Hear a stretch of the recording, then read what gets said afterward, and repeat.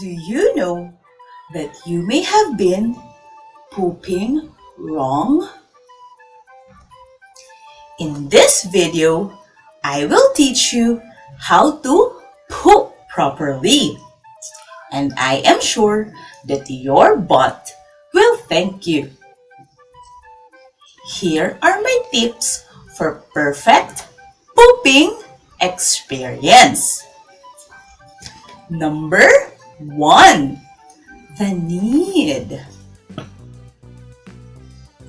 When you get that funny feeling way down low, just stop what you're doing and go, go, go.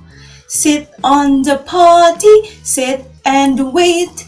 Sit on the potty and it will be great. If you feel the need to poop, don't delay. Poop as soon as possible. Waiting too long is not good for you. Number 2. The search. Go to the comfort room. It is the proper place to poop. But if you are too young to go alone, you have to tell someone. Maybe your care provider or a family member. They will be the one to look after you. Number 3. The pooping. Sit on the potty and be sure to be on a position where your poop comes out easily and quickly. A position where you can reach the floor when sitting down. Number 4. The cleaning. Be sure to clean well. This prevents irritation and infection. Some people use toilet paper or wet wipes in wiping their butts. But then, remember not to throw this into the toilet, as this may cause clogging. Be sure to throw this in the garbage bin rather than flushing. When you are at home, it is best to use water and soap. This may include a bidet or a dipper. Fun fact.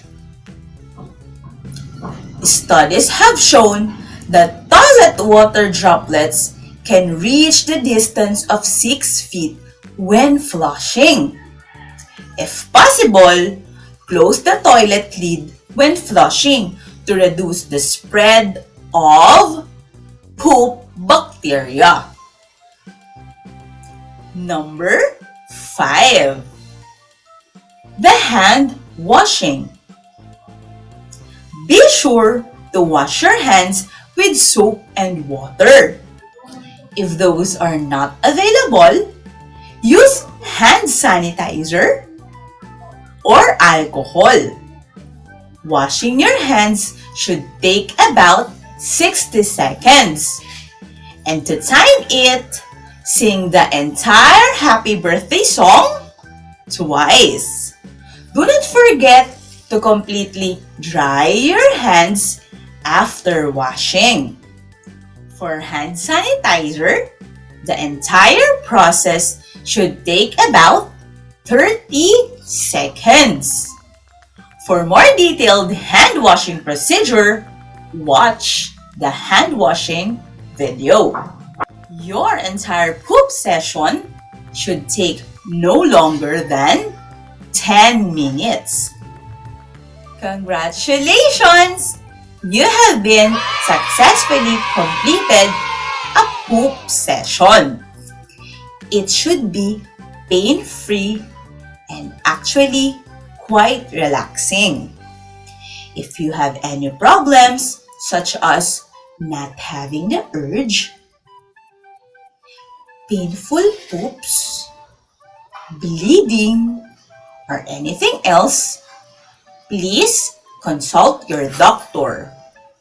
Have a great poop day!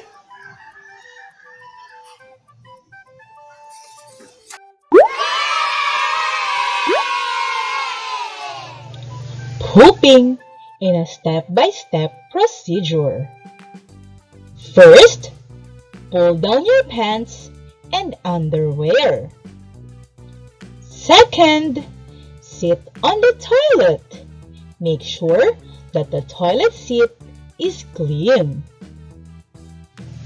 Third, just wait until your poo comes out. Fourth, clean up. Wash your butt with soap and water using bidet or dipper. Fifth, wipe to dry using tissue. Sixth, throw away the used tissue. Seventh, stand up. And eighth, pull up your underwear and pants. And ninth, put down the toilet lid.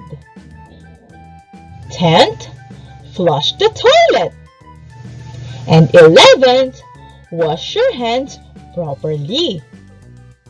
And the last one is completely dry your hands. Congratulations! You have successfully completed a pooping session.